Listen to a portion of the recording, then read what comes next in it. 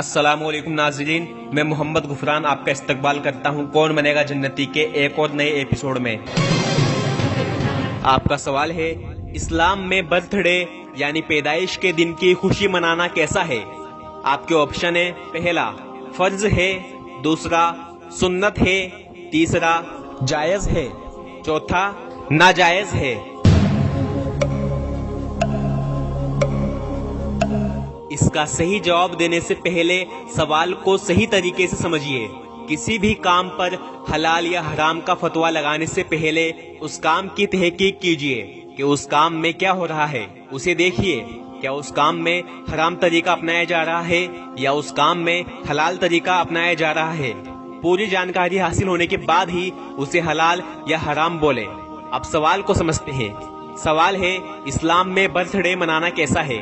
اب اگر ایسا برتھ ڈے جس میں لوگ کیک کاٹ رہے ہوں اور ساتھ میں موم بتیاں لگا کر تالیاں بجا رہے ہیں اور ڈانس ہو رہا ہے، گانے بج رہے ہیں، لوگ ناچ رہے ہیں، تو پھر یہ برتھ ڈے منانا بالکل حرام اور ناجائز ہے۔ اب اگر ایسا برتھ ڈے منایا جا رہا ہے جس میں صرف کیک کاٹا جا رہا ہے اور سب خوشی کے ساتھ ایک دوسرے کو کیک کھلا رہے ہیں اور اچھا کھانا کھا رہے ہیں، تو پھر یہ بالکل حلال ہے اور ایسا کرنا بالکل جائز ہے۔ میں ایک بار پھر سے کہتا ہوں، دنیا کا کوئی بھی ایسا کام جس میں حرام طریقے کا استعمال ہو رہا ہے وہ کام بھی اس کرنے والے کے لیے حرام ہے، اور اگر اس میں حلال طریقہ استعمال ہو رہا ہے اور اسلام کی شریعت کے مطابق وہ کام ہو رہا ہے تو چاہے وہ دنیاوی کام ہے لیکن تب بھی وہ حلال ہے۔ میں کچھ مثال کے ذریعے آپ کو سمجھاتا ہوں۔ اسلام میں نکاح کرنا حلال ہے اور بالکل جائز ہے، لیکن اگر کسی نکاح میں لوگ فضول خرچی کر رہے ہوں اور گانوں پر عورتیں بے پردگی کے ساتھ سب کے سامنے ناچ رہی ہیں اور اس نکاح میں شرم حیا نام کی کوئی چیز نہ ہو اور سنت کو چھوڑ کر بدعت ہو رہی ہو، تو پھر ایسے نکاح کرنا بالکل حرام ہے۔ نکاح تو ہو جائے گا لیکن اس نکاح میں سے برکتیں اٹھا لی جائیں گی اور ایسا کرنے پر گناہ ملے گا اور اللہ کی پکڑ ہوگی۔ اور اگر کوئی ایسا نکاح ہو رہا ہے جس میں فضول خرچی نہ ہو، عورتیں بے حیائی کے ساتھ نہ ناچ رہی ہو، ڈھول تاشے اور گانے بجانے نہ ہو، اور ہر کام نبی پاک محمد صلی اللہ علیہ وسلم کی سنتوں کے مطابق ہو رہا ہے، تو وہ نکاح بالکل حلال ہے اور جائز ہے، اور ایسا کرنے پر ثواب بھی ملے گا اور اللہ کی طرف سے خیر و برکت ہوگی۔ آپ کو صحیح سمجھانے کے لیے میں ایک اور مثال دیتا ہوں۔ اسلام میں بکرے کا گوشت کھانا بالکل حلال ہے اور جائز ہے، لیکن اگر کسی بکرے کو اللہ کا نام لے کر نہ کاٹا گیا تو پھر اس بکرے کا گوشت کھانا مسلمان کے لیے بالکل حرام اور ناجائز ہے۔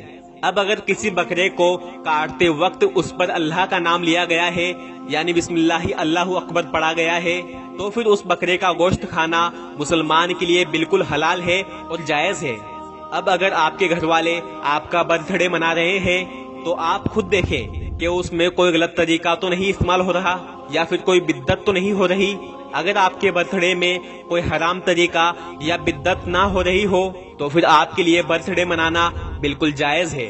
دنیا کا کوئی سا بھی کام ہو، اگر وہ اسلام کی شریعت کے مطابق اور حضور پاک محمد صلی اللہ علیہ وسلم کی سنتوں کے مطابق ہو جائے تو اس کام میں ثواب بھی ملے گا اور خیر و برکت بھی ہوگی۔ اب جیسے کہ آپ اپنا برتھ ڈے منا رہے ہیں اور ساتھ میں کسی غریب کو بھی کھانا کھلا دیں یا کوئی صدقے کے طور پر کسی غریب کو 10-50 روپے دے دیں تو وہ شریعت اور سنت کے مطابق ہوگا، تو آپ کو ثواب بھی ملے گا اور برکت بھی ہوگی۔ صحیح بخاری اور مسلم شریف میں حدیث ہے کہ آپ صلی اللہ علیہ وسلم پیر کے دن یعنی منڈے کے دن روزہ رکھتے تھے، تو صحابہ نے پوچھا، اے اللہ کے رسول صلی اللہ علیہ وسلم، آپ اس دن روزہ کیوں رکھتے ہیں؟ تو آپ صلی اللہ علیہ وسلم نے ارشاد فرمایا، کیونکہ اس دن میں پیدا ہوا تھا اور اسی دن مجھ پر پہلی وحی نازل ہوئی تھی۔ تو اگر آپ اپنے برتھ ڈے کے دن روزہ رکھتے ہیں تو پھر آپ ایک سنت زندہ کر دیں گے، اور ایسا کرنے پر آپ کو ثواب بھی ملے گا اور آپ کی زندگی میں بھی برکت ہوگی۔ میرے بھائیوں بہنوں، صدقے کی وجہ سے بڑی بڑی مشکلات اور پریشانیاں دور ہو جاتی ہیں۔ حدیث میں آتا ہے جب اللہ رب العالمین نے اس زمین کو بنایا تو یہ زمین ہلنے لگی، تو اللہ تبارک و تعالیٰ نے اس زمین میں پہاڑ گاڑ دیے، تو فرشتوں نے پہاڑوں کو حیرت سے دیکھا اور اللہ سے سوال کیا، یا اللہ، ان پہاڑوں سے بھی طاقتور کوئی چیز تو نے بنائی ہے؟ تو اللہ تعالیٰ نے فرمایا، لوہا ان پہاڑوں سے بھی طاقتور ہے۔ کیونکہ لوہا ان پہاڑوں کو بھی کاٹ سکتا ہے۔ فرشتوں نے تعجب سے سوال کیا، یا اللہ، کیا لوہے سے بھی طاقتور کوئی چیز تو نے بنائی ہے؟ اللہ تعالیٰ نے فرمایا، آگ لوہے سے بھی طاقتور ہے، کیونکہ آگ لوہے کو بھی پگھلا سکتی ہے۔ فرشتوں نے پھر سوال کیا، یا اللہ، اس آگ سے بھی طاقتور کوئی چیز تو نے بنائی ہے؟ اللہ تعالیٰ نے فرمایا، پانی آگ سے بھی طاقتور ہے، کیونکہ پانی آگ کو بھی بجھا سکتا ہے۔ فرشتوں نے پھر سوال کیا، یا اللہ، کیا پانی سے بھی طاقتور کوئی چیز تو نے بنائی ہے؟ اللہ تعالیٰ نے فرمایا، ہوا پانی سے بھی طاقتور ہے، کیونکہ ہوا پانی کو بھی سکھا دیتی ہے، بہا کر لے جاتی ہے۔ فرشتوں نے سوال کیا، یا اللہ، کیا اس ہوا سے بھی طاقتور کوئی چیز تو نے بنائی ہے؟ اللہ تبارک و تعالیٰ نے فرمایا، ہاں، ان سب سے طاقتور چیز صدقہ ہے، کیونکہ صدقے کی وجہ سے اللہ کا غضب دور ہوتا ہے، یعنی غصہ ٹھنڈا ہوتا ہے۔ صدقے سے جہنم کی آگ ٹھنڈی ہوتی ہے۔ صدقے کی وجہ سے بڑی بڑی آفتیں، بلائیں، مصیبتیں، پریشانیاں دور ہو جاتی ہیں۔ اسی لیے صدقہ سب سے طاقتور چیز ہے۔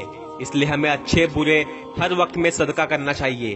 خوشی کے وقت میں اگر آپ صدقہ کریں گے تو اللہ آپ کو غم کے وقت سے بچائے گا، اور اگر غم کے وقت میں آپ صدقہ کریں گے تو اللہ آپ کے غم کے وقت کو دور فرمائے گا۔ اور یاد رکھیے، حدیث پاک کا مفہوم ہے، انسان کا مال وہی ہے جو اس نے کھا لیا، پہن لیا یا اللہ کی راہ میں دے دیا۔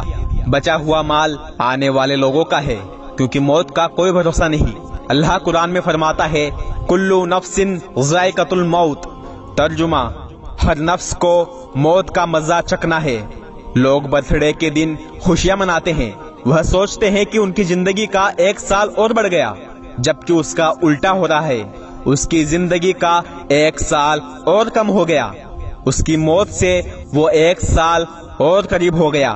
جس طرح دوسروں کے جنازے اٹھ رہے ہیں اور قبریں کھد رہی ہیں، ایک دن اس کا بھی جنازہ اٹھے گا اور اس کی بھی قبر کھدے گی۔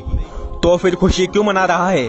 بلکہ اللہ سے ڈر اور اپنی موت کی تیاری کر، اور صدقے کے ذریعے اللہ کا غصہ ٹھنڈا کر۔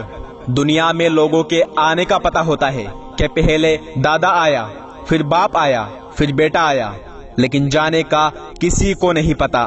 پہلے بیٹا بھی جا سکتا ہے، پھر باپ بھی جا سکتا ہے، اور آخر میں دادا بھی جا سکتا ہے، لیکن موت کا مزہ ایک دن سب کو چکھنا ہے۔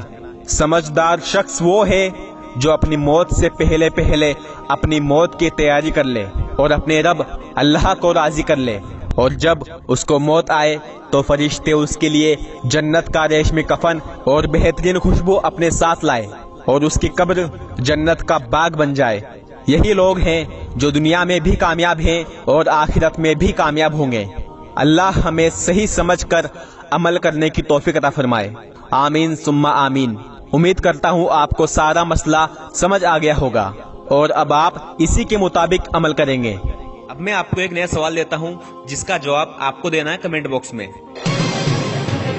سوال ہے، جس کمرے میں قرآن شریف رکھا ہو اس میں ہم بستری کرنا کیسا ہے؟ آپ کے آپشن ہے، پہلا حرام ہے، دوسرا حلال ہے، تیسرا گناہ ہے، چوتھا نہیں کرنا چاہیے۔ تو آپ بتائیے اس کا جواب کیا ہے؟ انشاءاللہ میں امید کرتا ہوں آپ صحیح جواب دیں گے۔ آپ سے ایک چھوٹی سی گزارش ہے کہ آپ مفتی نفیس احمد صاحب کا بھی چینل وزٹ کریں اور سبسکرائب کریں۔ الحمدللہ یہ مفتی صاحب ہر مسئلہ قرآن اور حدیث کی روشنی میں سمجھاتے ہیں۔ اور یاد رکھیے، اگر آپ کسی عالم دین سے کوئی دینی مسئلے کا سوال کریں گے اور جب وہ آپ کے سوال کا جواب دیں گے تو اس جواب پر جو مسلمان عمل کرے گا اس کا ثواب آپ کو بھی ملے گا، کیونکہ سوال آپ نے کیا تھا تبھی انہوں نے جواب دیا۔ اس لیے اسلام کے علماء سے سوال پوچھا کریں اور علم کے اٹھنے سے پہلے علم کو حاصل کر لیجئے۔ میں ملتا ہوں آپ کو اگلی ویڈیو میں انشاءاللہ، زندہ رہا تو۔ السلام علیکم ورحمۃ اللہ وبرکاتہ۔